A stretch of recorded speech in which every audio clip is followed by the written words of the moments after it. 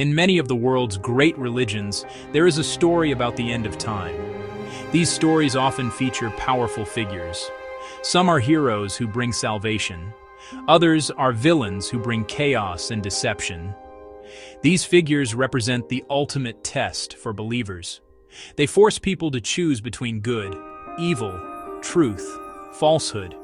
The idea of a final great deceiver is a powerful one. It speaks to our deepest fears about being misled. It also speaks to our hopes for ultimate justice and truth to prevail in the end. This figure is not just a monster. He is a symbol of a profound spiritual challenge humanity must face.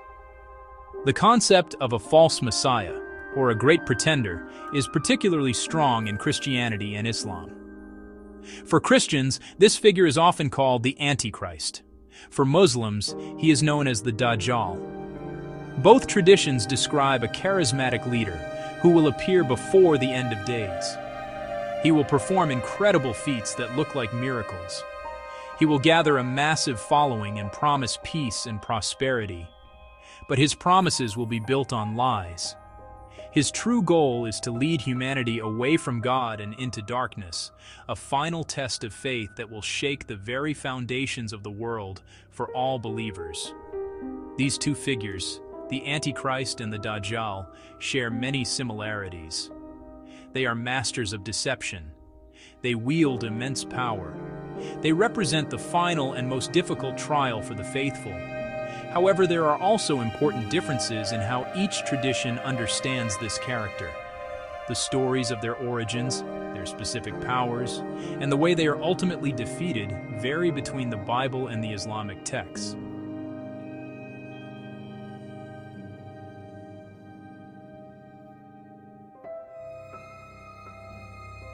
We will look closely at what Christianity and Islam really say about them. We will ask important questions. Who is the Antichrist? Who is the Dajjal? What are their origins, and how did they come into the world? What are the signs of their arrival, and what will they do when they appear? By examining the scriptures and traditions of both faiths, we can gain a deeper appreciation for these complex figures and the profound warnings they represent for believers across different but related spiritual paths. The stories of the Antichrist and the Dajjal are not just simple tales of a future villain. They are deeply woven into the theological fabric of Christianity and Islam. They serve as a powerful reminder about the nature of faith itself. True faith is not just about believing in good times. It's about holding on to truth even when faced with the most convincing lies. The false Messiah is the ultimate lie, a perfect imitation of the divine designed to fool everyone except the most steadfast believers. His arrival forces a final global reckoning with the meaning of belief itself. In Christianity, the idea of an Antichrist appears in the New Testament. Apostle John warns of many antichrists, and a final one who will deny Father and Son. Apostle Paul speaks of a man of lawlessness who will set himself up in God's temple. Over centuries, tradition built these verses into a picture of a political and spiritual world leader. He becomes the ultimate enemy of Christ, bringing persecution and temptation. Similarly, in Islam, the Dajjal is central to eschatology. He's not named in the Quran, but is described in the Hadith. Traditions portray him as a one-eyed man traveling the globe, performing false miracles. He will claim to be God and test the faith of every Muslim. Texts say he can control the weather. Texts say he can make it seem like he brings the dead back to life. His time is called the greatest trial, the fitna. Our journey unpack these traditions. We will start with origins. Where do they come from? Are they human, demonic, or something else entirely? Then we'll compare signs, compare powers, compare methods of deception. Finally, we'll examine their defeat and the role of Jesus, Isa, in both stories. Side by side, we can better understand faith, temptation, and divine justice in uncertain times. The concept of the Antichrist does not begin as a single, fully formed character. Instead, it grows from several threads woven throughout the New Testament. The term Antichrist itself is found only in the letters of John. He uses it in two ways. First, many antichrists were already present in his time. These were false teachers denying that Jesus was the Christ in the flesh. They represented a spirit of opposition to the core Christian message. Second, John hints at a singular, final Antichrist to come, a culmination of denial and rebellion against God. The Apostle Paul gives a more detailed, enigmatic description. In 2 Thessalonians, he names the man of lawlessness, the son of perdition. Paul says this figure will appear before the final day of the Lord. He will oppose and exalt himself above everything called God. His ultimate blasphemy, setting himself up in God's temple, claiming to be God. This turns the Antichrist into a political and spiritual usurper who seeks divine worship for himself, a direct global challenge to God's sovereignty. Revelation adds another layer, without using the word Antichrist. It describes two powerful figures, the beast from the sea, a political leader with immense authority, empowered by the dragon, Satan. He rules over every tribe, people, language, and nation. The beast from the earth, the false prophet. It directs humanity to worship the first beast. It performs great signs, even making fire come down from heaven. Together they embody political and religious deception tied to the Antichrist idea. These passages are the foundation of Christian belief about the Antichrist. Not one biography, but a collection of prophecies and warnings. They paint a final enemy who is both an individual and a deceptive spirit. He is a denier of Christ. He is a usurper of God's throne. He is a global ruler who commands worship through false miracles. Over centuries, theologians and believers have pieced these verses together, trying to create a coherent timeline and identity for this ultimate adversary, one who will test the faith of the church in the last days. In Islamic eschatology, the figure of the Dajjal is the paramount symbol of final deception. His name, Al-Masih ad-Dajjal, translates to the deceitful Messiah. Unlike the Antichrist, the Dajjal is not mentioned by name in the Quran, Islam's holy book. However, some scholars suggest certain verses allude to his great test, or fitna. The primary source of knowledge about the Dajjal comes from the Hadith, which are the recorded sayings, actions, and approvals of the Prophet Muhammad. These collections contain numerous detailed prophecies and warnings about the Dajjal's appearance, his powers, his actions, and his ultimate defeat, making him one of the most vividly described figures in Islamic end-times literature. The Prophet Muhammad spoke about the Dajjal with great urgency, warning his followers that his trial would be the greatest and most severe tribulation to face humanity since the creation of Adam. He emphasized that every prophet before him had also warned their people about this great deceiver. This universal warning underscores the magnitude of the Dajjal's threat. It is not a trial for Muslims alone, but for all of humankind. The Hadith literature serves as a comprehensive guide for believers, equipping them with the knowledge to recognize the Dajjal and resist his deceptions when he appears on the world stage, ensuring they are prepared for this ultimate test of their faith. The theological purpose of the Dajjal's appearance is to serve as a fitna, a word that means trial, temptation, or affliction. His coming is meant to sift and purify the community of believers, separating the true faithful from the hypocrites and the weak of faith.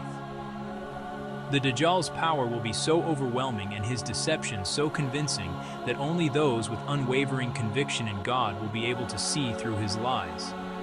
His appearance forces a definitive choice upon every individual to follow a charismatic figure offering worldly paradise, or to hold fast to the unseen God, even in the face of immense pressure and persecution. This trial is the culmination of the spiritual struggle between truth and falsehood. Because the details are found primarily in the Hadith, there are variations in the narratives and interpretations among different Islamic schools of thought. While the core characteristics of the Dajjal are widely agreed upon, some details are considered stronger or more authentic than others based on the chain of narration for a particular hadith. Sunni and Shia traditions also have some differing perspectives, particularly concerning the figures who will confront him. However, the central message remains: the Dajjal is a powerful, one-eyed charlatan who will claim divinity and lead many astray just before the end of the world, a final and formidable adversary for the people of faith. When comparing the origins of the Antichrist and the Dajjal, a foundational similarity emerges. Both figures are understood to be fundamentally human. They are not demons or purely spiritual entities, but men who will walk the earth and interact with humanity. In Christianity, the Antichrist is described by the Apostle Paul as the man of lawlessness, emphasizing his human nature. This humanity is what makes him a plausible political leader and a convincing, deceptive Messiah. He is a man who becomes the ultimate vessel for Satan's power, a dark counterpart to Jesus, the man who was the perfect vessel for God. His evil is a product of human choice amplified by satanic influence, not an inherent demonic state. Similarly, the Dajjal in Islamic tradition is unequivocally a human being. The Hadith describe him as a young man with specific physical traits. The famous story of Tamim al-Dari, who encounters the Dajjal chained on an island, portrays him as a giant but physical man. This narrative solidifies his identity as a human who has existed for a long time, awaiting his appointed moment of release. Like the Antichrist, his humanity is key to his role. He must be a man to claim to be the Messiah, and then ultimately to claim divinity in a way that people can physically see and follow. Both traditions stress that these deceivers arise from within the human race, making their trial a deeply personal and relatable one. However, the traditions diverge on the specifics of their lineage and background. Christian lore, especially in post-biblical tradition, sometimes speculates that the Antichrist will emerge from a Jewish lineage, specifically the tribe of Dan. This idea adds a layer of tragic irony, suggesting he will be a false Messiah who first deceives the very people who have long awaited the true Messiah. This narrative connects him to biblical prophecy in a specific historical way. In contrast, the Dajjal's lineage is less specific, though some traditions connect him to the Jewish community of Isfahan in Persia, from where many of his first followers will emerge. The focus is less on his tribal ancestry and more on his geographical point of origin in the East. The most significant contrast in their origin stories lies in the concept of their temporal existence. The Antichrist is generally understood to be a figure who will be born in the future, a man who will rise to power in the last generation before Christ's return.